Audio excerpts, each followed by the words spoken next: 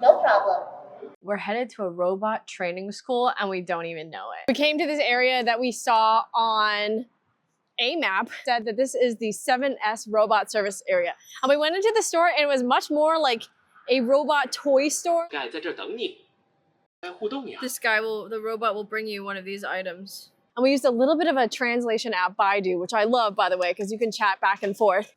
And according to the guy in the store, we could pay the 101 per person and go to see a robot show. So we paid, just called the car to come get us because it's apparently 15 minutes away and the show starts in 15 minutes. So we're going right now. We got into the taxi, followed our Chinese map directions, and arrived at the Hubei Humanoid Robot Innovation Center. It opened last year in June of 2025, and it's China's largest humanoid robot training facility. When we arrived, we watched an intro video in English, and then we met a dancing robot.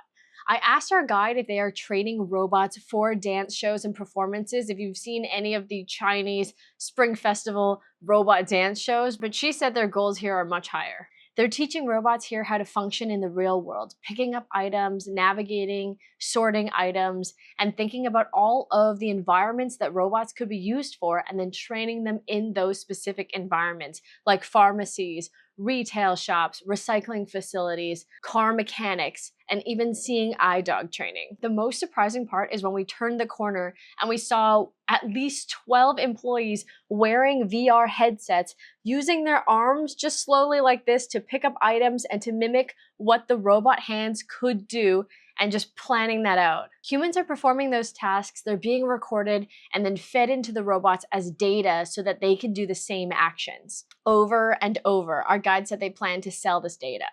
Then they're going to use that data and provide it to a variety of robots so that they can do all of the movements and actions that they're being trained on. By the time these robots leave the facility, they won't be just capable of moving, they'll have been trained in the specific environments they're going to work in.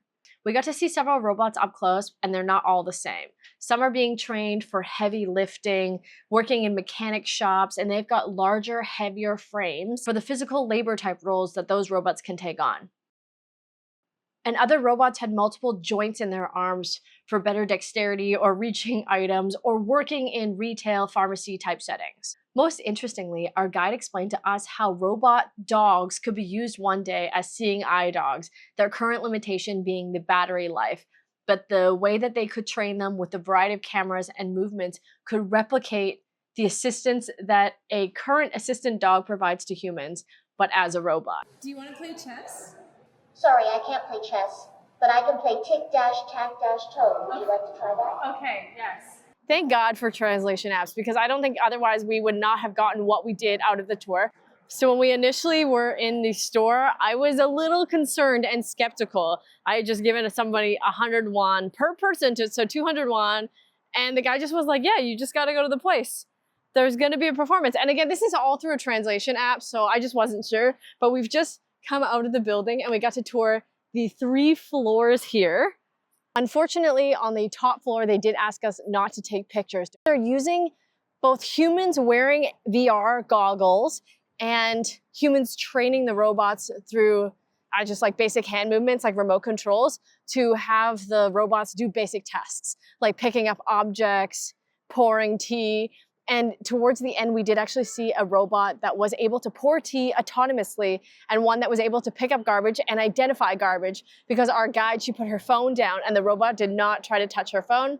There's also a lot of student programs, I think, because they were taking apart some of the robots. And a very interesting part was that there was a man in a mocap suit. She was saying that the person in the mocap suit can actually control robots. So they can control an entire army of robots by having the robots follow the movements of the mocap suit. Very early on, it was really cute. We did see a robot dancing, same as the robot, literally the exact same dance that we saw in Shenzhen at the 6S robot shop.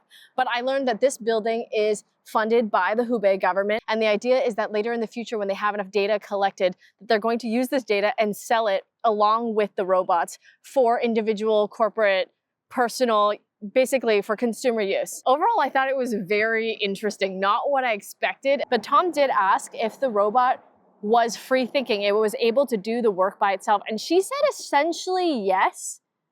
But in my opinion, I think that the boundaries of what the robots can do could be more. I do think that we could be still letting the robots do a little bit more than just pouring tea. And when we did see the demonstration of the robot pouring tea, like it did a good job, but it wasn't doing remotely the kind of job that I thought that we would be at by now. For 100 won, I think absolutely it was cool for us to be able to essentially tour somebody's workplace. In my mind, I guess I thought that the tech was further ahead than it is now.